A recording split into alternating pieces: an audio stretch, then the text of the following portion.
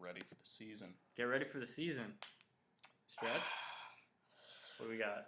Don't want to tear anything? No, definitely don't want to tear anything. I know late last year you had a bit of a hamstring problem. Can't run into that around week 12.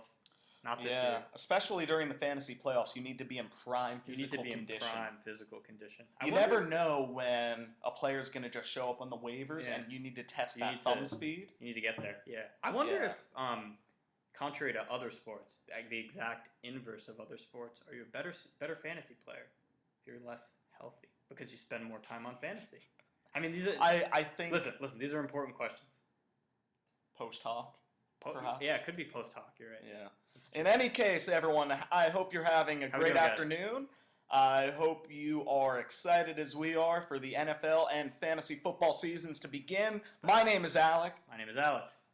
And hold on to your pants because this is going to be one awesome episode of breaking down our top 20 NFL quarterbacks. Yeah. This year we decided to do it slightly differently. We've still got our ranking from 1 to 20. But we also have broken them down into tiers. Yep. So essentially, players within each tier are similar to other players in the tier just as far as their caliber and what we would expect their value to be across the fantasy season. Now, that includes not only how they are as a passer, but the schedule that they're going to be playing, and also how injury-prone they are. Good point. So essentially, if you're looking at our tier 2 and you're like, hey, I actually like Andrew Luck more than Matthew Stafford, from our perspective, we would hear your argument out, and that's definitely something that you could stand for and definitely draft one over the other. Yeah. That said, if you tried to tell us that Russell Wilson is a better fantasy player than Drew Brees, we're going to laugh at you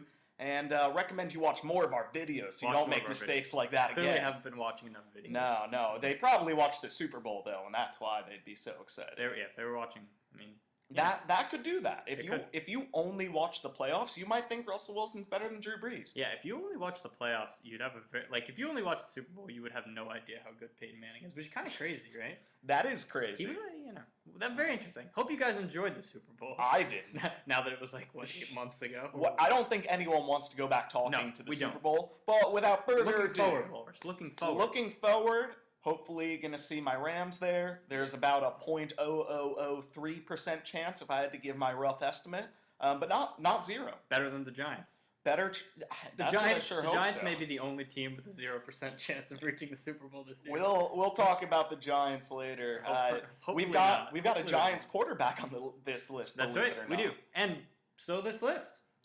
So tier 1. Starting off in our first tier of quarterbacks, we would like to call these the elites. You draft these guys, and if they play 16 games, 2 of the 3 we fully expect to, and the other one should, minus the occasional concussion. We got Aaron Rodgers number 1, Peyton Manning number 2, and Drew Brees number 3. All of these guys are going in probably the first 2 rounds. Peyton probably the first. Drew Brees maybe will fall to the early 3rd round, but that's about it. Yeah. And these are the kind of guys where you are going to have to sacrifice a good running back or good receiver in order to get them. Now, we'll talk more about that in our draft strategy video, which you will be able to find coming up on the channel in less than a week. Also, welcome to the new Alec and Alex Fantasy channel. Feel free to subscribe if you haven't already. Thanks for following us over. We appreciate it. But anyway, when you look at these 3 quarterbacks, what are you thinking? Well, I think one of the things that is great about all 3 of these quarterbacks is they're all really, really consistent. They're the kind of guy you have them on your roster, you're playing them there every week, and at no point in the season will you ever think about getting a different quarterback. So there's a sort of reassurance there, right? Because quarterback's a difficult position. It's a hard position. There are a lot of injuries. And, you look at our rankings last year, things didn't necessarily go like we thought they were going to. So it's a real asset to have a guy who's very consistent. Yes. But, like Walrus said, you're going to have to pick one of these guys over a valuable player at another position. You're not going to get a great value on any of these guys unless they put up a huge year. Here's the thing. If you take Peyton Manning with, let's say, the number 6 overall pick, you are not going to get the numbers he had last year. That's right. He still might be one of the top 3 fantasy quarterbacks, and we, if anything, would expect that to be the case. But the thing is, by getting him over, let's say, an Andrew Luck, who, while we expect to be worse, isn't going to be like less than 80% of what we expect Peyton Manning to be. The difference in your quarterback is going to be a lot smaller than the difference in the running back receiver that you would have to get. Because then you miss out on, let's say, I don't know, Eddie Lacy, and instead you have to get Chris Johnson. Right. That's probably a bit extreme, but you drop Eddie Lacy and you have to get maybe Reggie Bush. Or Eddie Lacy to Reggie Bush is a bigger gap, I think, than Peyton Manning to Andrew Luck. I think that's a really good way of looking at it. So when we talk about quarterbacks like this, keep in mind it's not that we're down on these guys. There's a reason we have them ranked above the others. You just need to have, and we always stress this, of course, but you need to have a strong roster top to bottom. Yes. You want to have as much value on your team as possible. And drafting one of these quarterbacks is not necessarily the best way to build great value on your team. That being said, if Drew Brees falls into the third round, I say you get him. If Drew Brees falls into the third round and I haven't already taken Rodgers or Peyton, I'm going to be pretty excited unless there's another guy that I've really got my eye on. Right. Same thing with Rodgers. If he falls to the late second round, that's a really good position to get him. You're getting good value at that point, no question. Yeah, I personally don't want to be the guy who gets Peyton Manning in the first round. I find, as someone who's drafted Aaron Rodgers in the first round one year, what was that, 2 years ago? Yeah. I find that you're never going to be that much better off than the guy who takes their quarterback in the third round. Your roster's just a little thin around the edges, right? Yeah. Or maybe not even around the edges. In important spots like your receiver 2, your running back 2, and even your flex. So these guys are all great. While we do love Peyton, where he's going, I just don't think I'd really want to touch him. Right.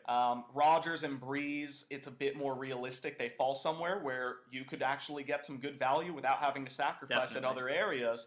And the other thing you do need to consider with Rodgers is that he is slightly more injury-prone than the other two. He has had concussion issues before, only played 9 games last season, which is actually pretty bad for a starting quarterback, especially if you're taking them in the second round, although we would expect him to play more.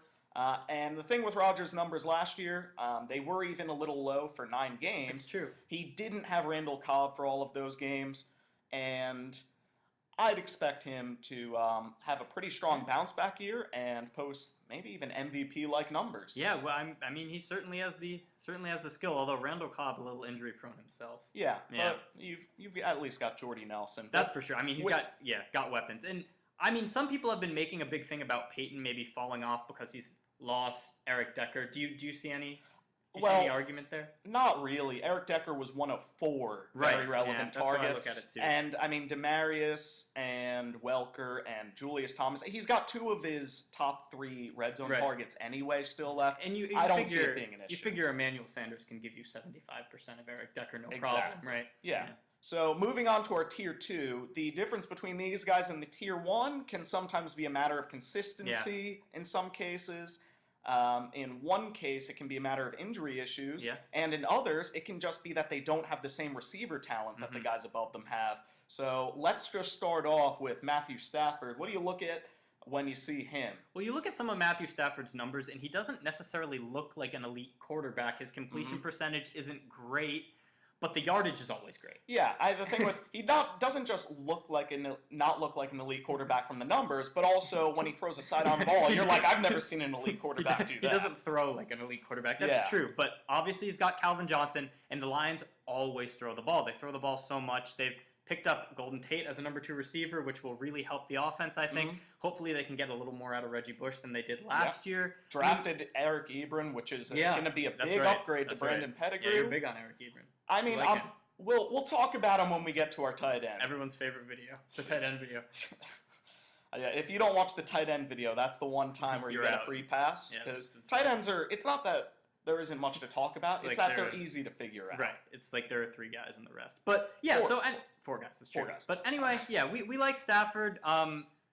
He has been injured, but what you do like to know about the Lions, and has been true for many years, is that they're going to throw the ball a ton. So Stafford's going to put up numbers regardless of, how many interceptions, stupid throws he makes late in games. It doesn't really matter. He's the guy, and they're going to throw a ton, and he's throwing to the best receiving option in the entire NFL. Yes, and again, they upgraded their receivers from last year, so if anything, he should have an easier time finding open guys.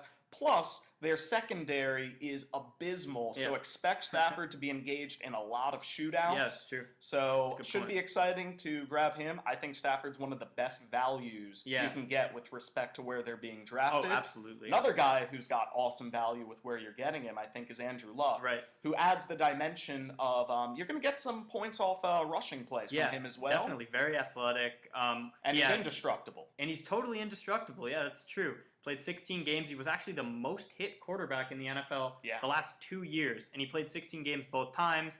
He had 377 rushing yards last year and 4 touchdowns, which is not really what you think of when you think of Andrew Luck. But again, a very, very, very talented player, a very athletic player. If you remember that playoff game against the Chiefs last year, he did it a little bit with his legs, and he led that team back. That was probably the best game of the year. Yeah, one of the best comebacks in NFL playoff history. Right. So we love Andrew Luck. He's good value where he is.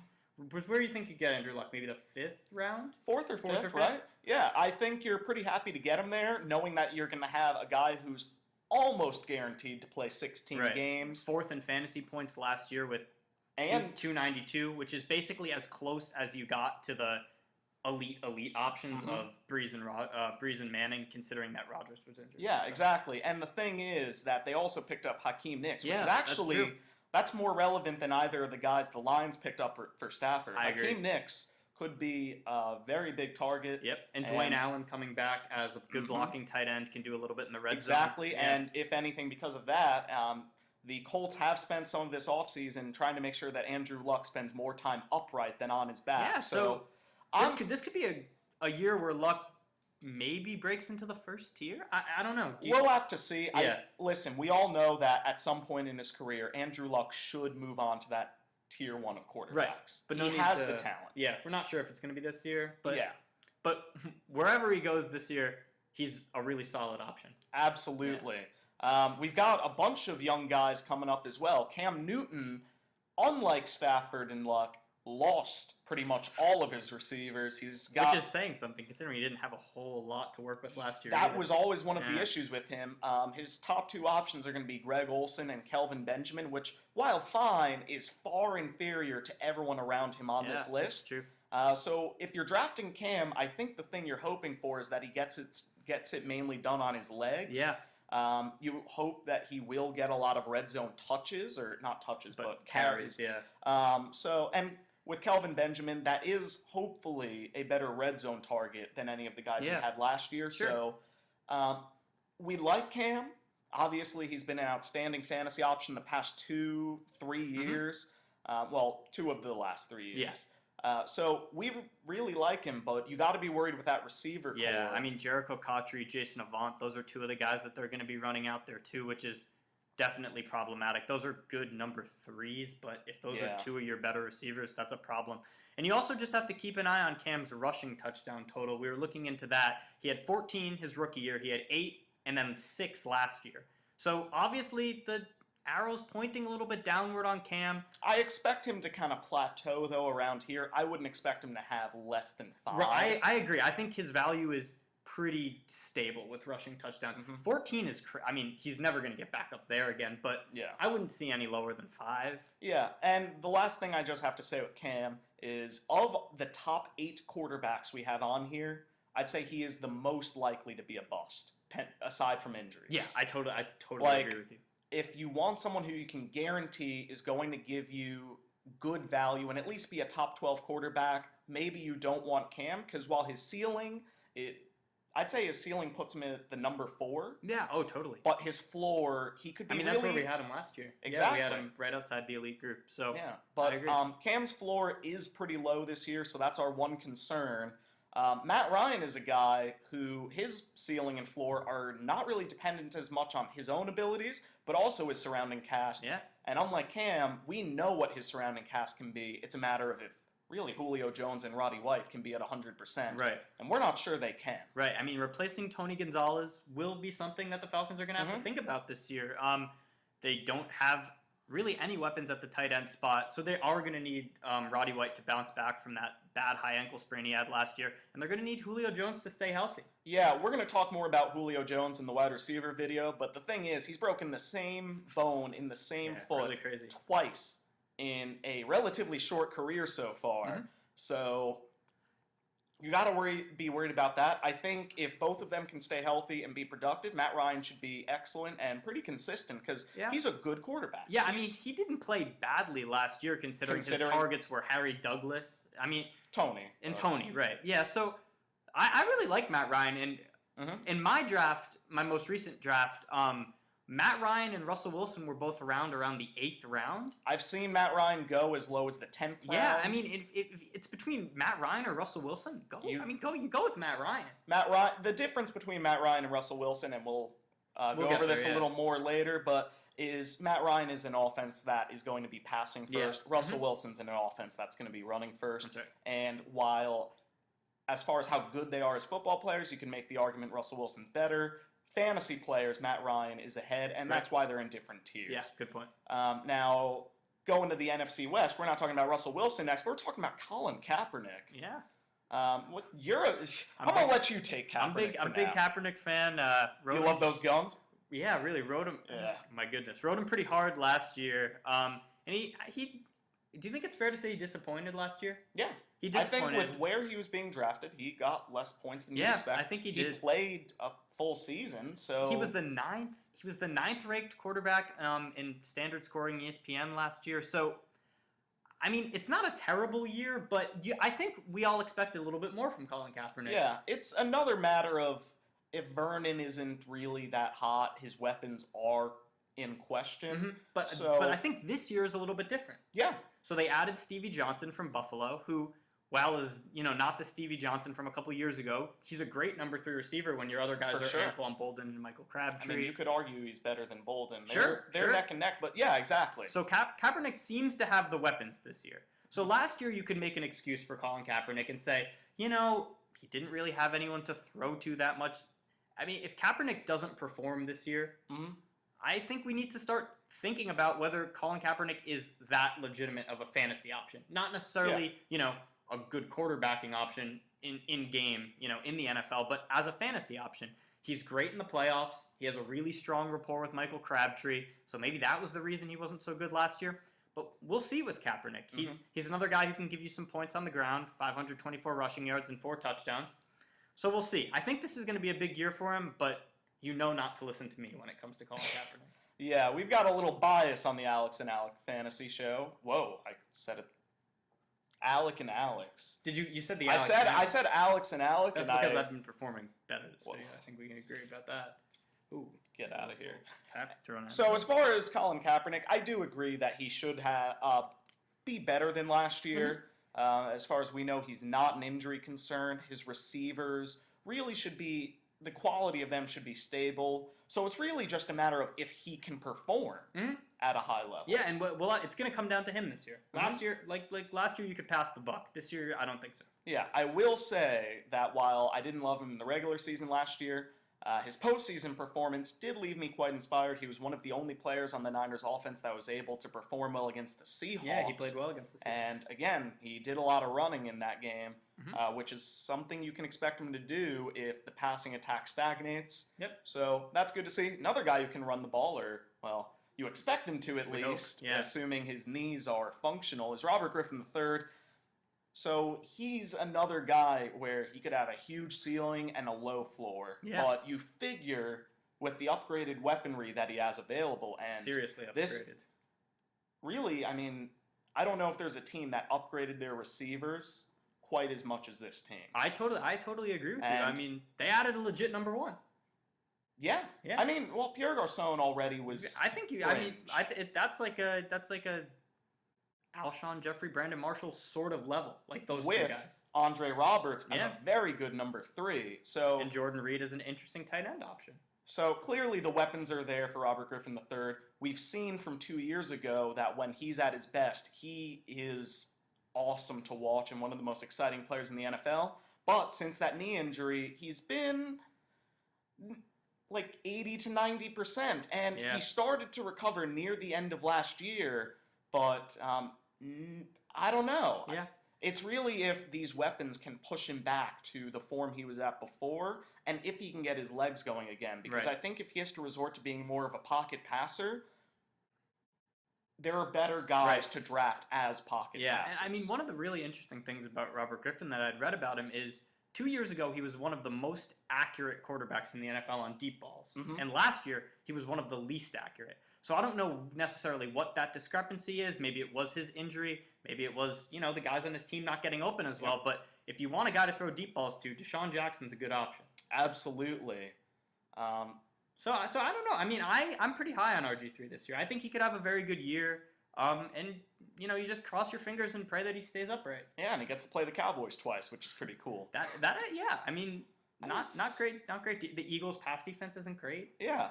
And again, the Redskins did finish last in their division, so they'll have I haven't seen exactly what their schedule is, but which division do the Giants play? Just so you can. I think they're playing the West.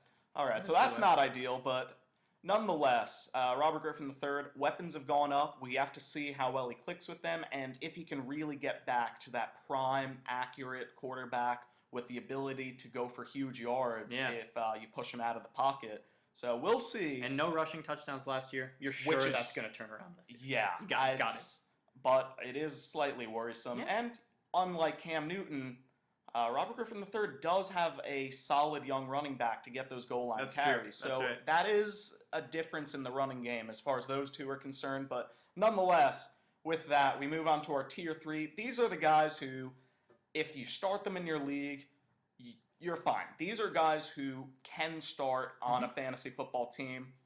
And if you draft them, you probably held off and got them late and were able to build a strong team around them. You better have some weapons besides these guys. But you should if you're getting them. Yeah, that's right. So we're going to start with Phil Rivers, who was probably the surprise comeback player of last year. Yeah, it was great. Switching to a West Coast offense, keeping the ball a little bit closer to the line. Yeah. Totally transformed his game. Keenan Allen developed into a true number 1 receiver. Yeah, it was great. Danny Woodhead doing great things out of the backfield. We like Phillip Rivers a lot, and I nearly considered putting him in the tier above. I think so.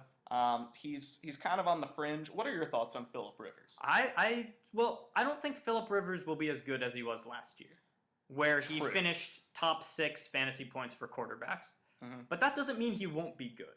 And there has been a major shift in that offense. So it's not like Phillip Rivers is going to revert to the guy he was 2 years ago. They're still playing the West Coast offense. Yeah. So Phillip Rivers still will get the ball out, still will keep that completion percentage up. A lot of yardage, and I mean, I like him. I think his weapons are great. The Chargers had one of the best offenses in the entire NFL last year. Again, I think they'll probably take a step back. They have a lot of good guys in their running game as well, so that makes their backfield kind of a mess to draft for running backs.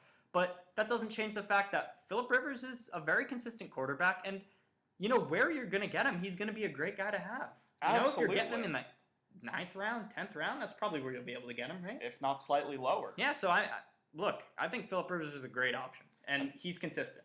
Similarly, we expect Tony Romo. Yeah, the same way. Same exact way. He's got great receiving options, had a huge year last year. Yeah, huge year. And Tony Romo, he's always the guy that people love to bash, but he's talented and has a top 5 receiver on his team, which goes a long way. Got a solid tight end as well in Jason Witten.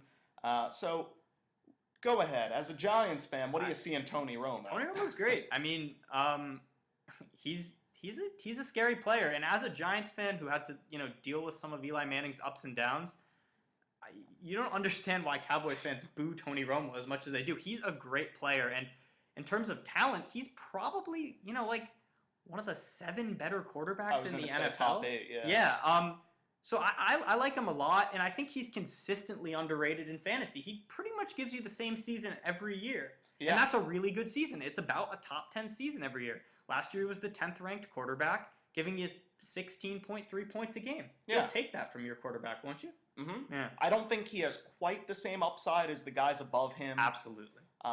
But that's the only reason he's ranked where he is. If you draft Tony Romo, he plays through minor injuries, so you don't really need to worry about the dinged up, might miss a game here or there. So we like Tony Romo a lot. Yep. He's a great low-end starter, but feel confident if you draft him and have a good team around him. Right. Russell Wilson a little bit different, yeah. So Russell Wilson, Super Bowl champion. Very generally a nice guy. He seems like the kind of guy that babies, he loves kissing babies almost as much as he loves kissing Super Bowl trophies. Ooh. But nonetheless, Well done, Walrus. so on the one hand, you look at Russell Wilson and you say, this is a guy who's got legs, he's accurate, he's got Percy Harvin to throw to, he's got a great running back in Marshawn Lynch to move the chains and keep the downs going. And on the other hand, you look at Russell Wilson and you say, this is a guy in a run-first offense. He's usually asked to be more so a game manager that can make the big plays when he needs to, but for most of the game, they play pretty conservatively. Yeah. And losing Golden Tate, while not huge, because they lost Golden Tate and Sidney Rice, who were probably two of their top 3 or 4 receivers, considering Percy Harvin was out. Right. And then there's Percy Harvin, who almost never seems to be guaranteed to play more than 8 games. Yeah, absolutely. So with Russell Wilson, you look at the two sides. You look at the side that says he's going to be consistent, he's going to get rushing yards and the occasional rushing touchdown, perhaps, and he's a guy that is going to get a lot of possessions because the defense usually doesn't have to stay on the field very long.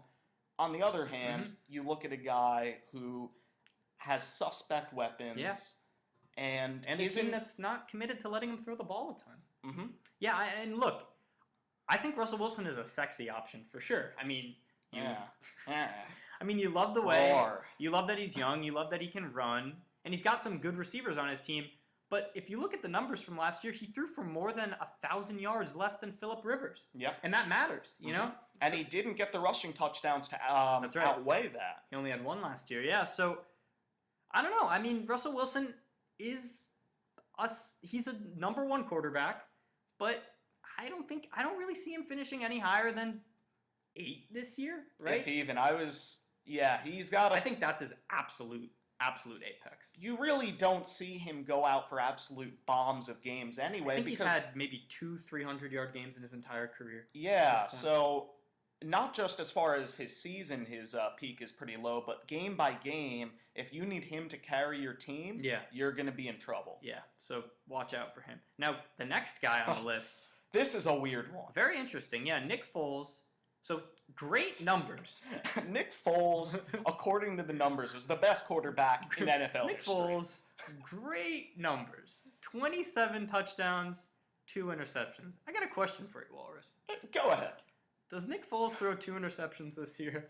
So if you had to give me an over-under for interceptions, Nick Foles, it'd be like maybe 12, I think, for this year. All right. I could see him throwing between like 8 and 12 interceptions, which is totally fine. There's nothing wrong with that. That's a reasonable range to be in. Keep in mind, so here's the thing with Foles. He lost Deshaun Jackson, which a lot of people... Some people will say, you know, they're swapping in Jeremy Maclin. I don't think it's not so simple. It's not a swap. Yeah. So I agree. I mean, I don't know. Do you think the Eagles will be as elite of an offense as they were last year? I think the whole offense maybe might take a step back. Yeah. Things went really well. Their entire offensive line played the entire year. So, I don't know. That's another thing with Foles. If an offensive lineman goes down, the comfort and ability to stay in the pocket and find that receiver, he might not have quite as much time this year to make the right pass and avoid those key interceptions. Right, or, you know, taking a... You know, I remember last year in the playoffs, he took a big sack when he should have gotten rid of the ball. Stuff like that. Like, you know, he's still a very young quarterback, and he doesn't have a lot of starts under his belt. So we'll see with Nick Foles. Now, that's not, you know, to say that he's not going to be a good fantasy option this year. He's in a good offense with a team that has a great offense. Yeah. Nick Foles, we really don't know what to expect from him. What we do know is that he will not have the same numbers as last year. No, he will not. With that, we can promise you. I mean, if he does, like... Well, the conversation is like, is he a top 5 quarterback in the NFL? Yeah, exactly. Which, you know, it's serious. Yeah. Tom Brady, he's Hall of Fame quarterback. He's so weird. He threw for 4,343 yards last year, which when Walrus and I found that, we were so surprised. Right? Yeah. Because, I don't know, it seemed like he had a quiet year last year. Patriots had a top 5 offense, according to DVOA, which is pretty shocking when you consider what it looked like they were working with. And all their ridiculously bad receiving options. Yeah. Stephen Ridley was underperforming. Vereen was out for 10 or 11 weeks. He was hurt the whole year. He was out from week 1 to 11. Yep. But on the other hand,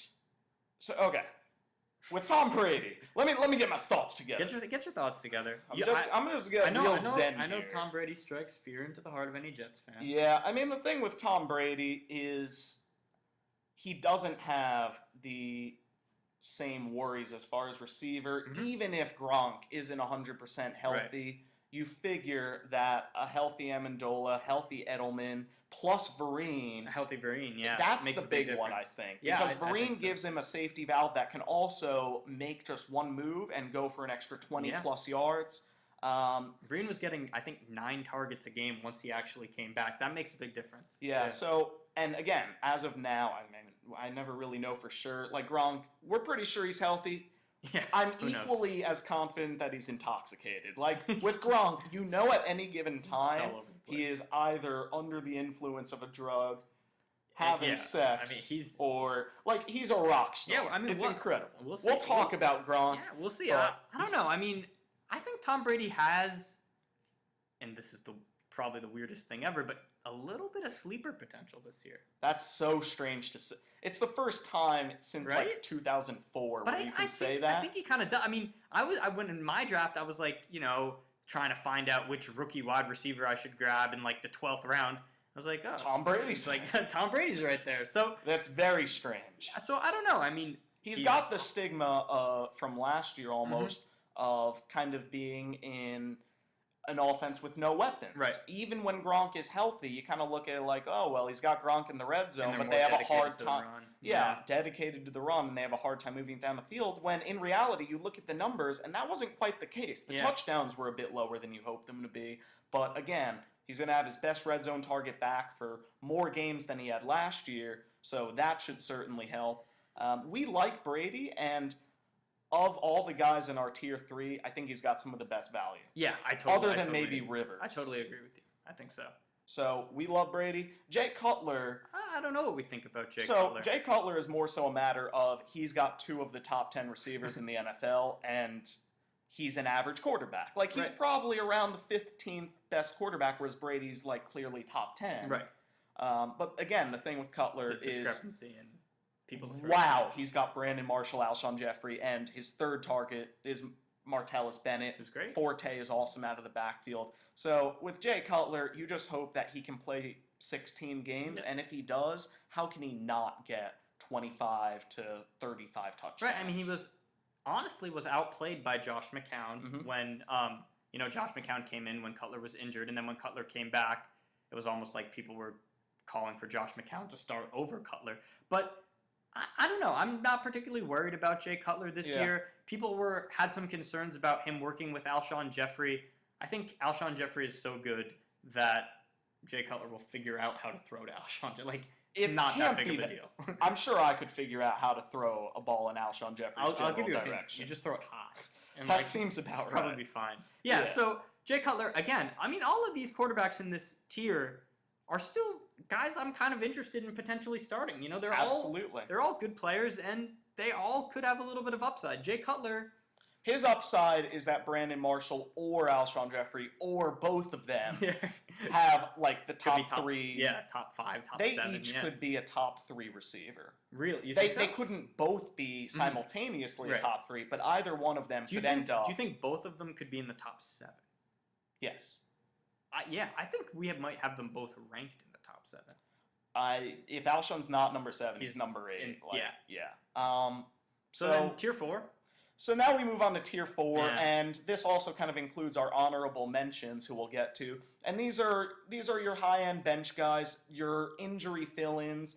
If, let's say, for example, you have Jay Cutler, Tony Romo, Robert Griffin III, they get a big injury. All of those guys could be suspect to fall to that. Right. You're scrambling. These could be one of the guys that you back one of those guys up with. A guy you wouldn't just start for a week. You could start for multiple weeks and be okay. Yeah. If you have one of these guys starting, whether it again be because of an injury or something along those lines, your season is not doomed. Although Eli Manning, we'll start with Eli Manning because I feel like Big Ben, it's kind of... You know what he is. Yeah, he's an elite quarterback who has Antonio Brown, but not a ton else to work with. Right. But again, his numbers were better than I thought. Like, looking Big Ben is a good quarterback. Yeah, 4,000, over 4,000 yards, which is very impressive. And, he does pretty much the same thing every year. You just hope he stays on the field for as much of it as possible. Yeah, and he can absorb a hit. It's just that he takes a ton of them. Right, that's true. That offensive line has never been good. Yeah. Now, Eli Manning is one of the most interesting guys on this list because he might be the most interesting player in football, Horace. In fact, he might even be the best player in football. Stop. In all seriousness, if we were going strictly by last season's numbers, Eli Manning would not only be in our top 20, he probably wouldn't be in our top 30 quarterbacks. Yeah, Eli Manning had a pretty bad year last year. He actually had less fantasy points than, someone like Geno Smith. Carson someone Palmer. Like Robert Griffin III, who didn't even play his whole season. Yeah, Eli Manning was bad. 18 touchdowns, 27 interceptions. You generally want to have, like, the opposite would be okay. Now, and even then, 18 interceptions is a lot. Walrus, here's a question for you. Can Eli Manning play any worse than he did last year? I sure don't think so. Right? You'd have to think he could. Yeah. So there's maybe a little decent bounce back potential for Eli Manning, and while that's all well and good, Eli Manning bounces back and has a good year. He's probably at best like the 10th overall quarterback at the end of the year. Eli just doesn't have the same weapons or even really playing caliber of guys in our first or second tier. Like, you really can't compare him as a quarterback as of right now to anyone in the second tier even. Other than maybe Robert Griffin III because of the injury issues. No, I think you're right. But I think people are smart in saying, Eli Manning will have a bounce back year. Mm-hmm. I think he will, but that doesn't necessarily mean he's going to be a top 5 quarterback, right? The fact of the matter is he's got Victor Cruz, who, while I think he was a little overrated going into last season, is still a great slot receiver, and he catches a ton of balls. Yep. Great after the catch stuff. Yeah, and this is a guy who's one of the most competitive quarterbacks in the NFL. Yep. You look at him; he's won 2 Super Bowls. You don't think a guy of Eli Manning's level should do that. Right. He lost Hakeem Nicks, though, on the other hand, and again coming off an abysmal season. So I'm worried about Eli Manning. Josh McCown, on the other hand, totally interesting. We're going to go a little quick with it. So for those of you who don't know, Josh McCown was on the Bears last season, and he had 2 of the best receivers in the NFL, had some monstrous games, and is now going to be starting for the Tampa Bay Buccaneers, where he still has good targets. With 2 giant receivers again. Yeah, so we actually like McCown. He's actually a guy where he could have some pretty big upside. Yeah. If he plays like he did in Chicago for the entire 2014 season, he's, top 10? Yeah, I think so. And the thing with Josh McCown is sort of like Nick Foles. He had a fluky and unsustainable 13-1 touchdown to interception. But that doesn't change the fact that he could still throw a lot of touchdown passes, and he has the weapons to throw them to. And it's worth noting, he looked better than Jay Cutler he really did. in the same situation. He really did. And the Tampa Bay Buccaneers aren't going to spend money to bring in a guy like Josh McCown, who, keep in mind, before last year was like a career backup quarterback. Yep. When they have a guy like Mike Glennon, who they still don't really know who he is yet. So, Josh McCown's interesting. So is Alex Smith. Alex Smith and Andy Dalton. So you don't think of these guys as being super competitive quarterbacks. You think of them as being decent quarterbacks, almost. Especially in Alex Smith's case, a game manager. Yeah. They happen to be surrounded by good players. Mm-hmm. The thing with Alex Smith is that he's not going to throw nearly as many interceptions as Andy Dalton, which I think is why we give him the slight edge. Yep. We also expect his touchdowns to maybe go slightly up. Sure. Jamal Charles gets a lot of touchdowns off receptions, which is huge. Mm-hmm. Dwayne Bowe. What's the deal? Dwayne Bowe suspended for how many games? I'm not sure. Is it? I think it's only 1. Yeah. I think he's only out. The good news is, I think he was having injury issues anyway. Yeah. So that gives him extra time to sort that out, regardless. So that's good to see. And kind of crazy about last year, Andy Dalton was 5th in fantasy points for quarterbacks. It's Is it? I don't know. How did it happen? Well, 33 touchdowns is quite a few. Yeah, 33-20 touchdown to interception isn't bad. He broke 4,000 yards. Yeah. Look, I don't think you should go into the year starting Andy Dalton, but again, there's some decent potential there. Yeah, and same thing as a guy like Tony Romo almost. Not quite as much because I don't think, or same thing as Jay Cutler in that he's got, well, Jay Cutler's got 2, but Andy Dalton has a top 3 receiver in the NFL, and AJ Green can make plays on his own. So there will be times where he just gets bailed out by a ridiculous talent. On the other hand, there will be times where he just throws 3 straight interceptions, and you're shaking your head. Now, you'd rather have AJ Green than Andy Dalton. I think part of the reason his numbers were so high is he had like 3 monstrous games. Yeah, he really did. You're right. And then he had some really fluky ones. That's so true. the other thing with Alex Smith and Andy Dalton is I would expect Alex Smith to be more consistent. I think so. You can lock in like between 10 and 14 points for Alex Smith. Probably give about 12 a week. Sure, yeah, 12 points a week. Andy Dalton could have as many as 30. He could have as few as 2. Yep. So that is the reason we have Alex Smith ahead. But again, they are in the same kind of area of you don't want to go into the season starting them, but worst comes to worst, it's a good guy to have on your bench or a good guy to try to trade for where you don't have to move a major piece to acquire them to help your team out. That's right. And our honorable mentions, these are guys who we almost put on the list, probably are going to be owned in your league, but they're not guys we're super excited about. Joe Flacco, Ryan Tannehill, and Carson Palmer.